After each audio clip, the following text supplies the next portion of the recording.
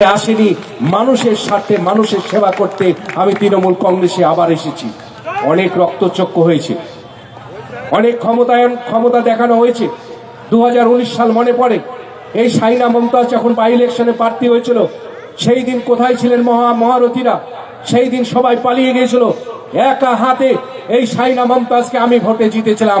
আবারও বলছি, শাহিনা মমতাজের পাশে যদি কে না থাকে, একমাত্র কুম্ভকর্ণের মতন আমি রক্ষা করব এবং তার সমস্ত বিজয় রথকে আমি চালিত করব।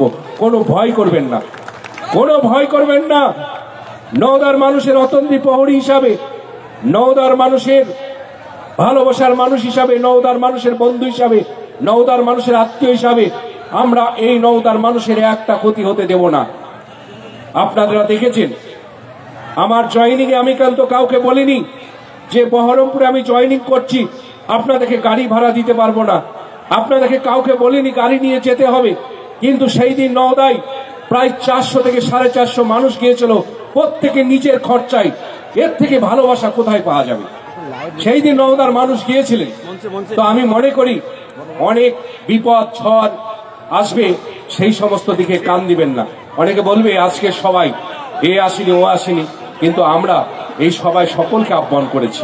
এটা তৃণমূল কংগ্রেসের সভা, এই তৃণমূল কংগ্রেসের সবাই সকলকে আহ্বান করেছি। কার মিষ্টি খেতে ভালো লাগবে, কার লাড্ডু খেতে ভালো লাগবে, আর কার বিরিয়ানি খেতে ভালো লাগবে তাদের ব্যাপার। আমরা কিন্তু সকলকে লাড্ডুর আহ্বান করেছিলাম। তুমি ভাই লাড্ডু যদি না খাও তুমি মিস করলা, এর জন্য আমরা দায়ী থাকবো না, এর জন্য কিন্তু আমরা দায়ী থাকবো না। তাই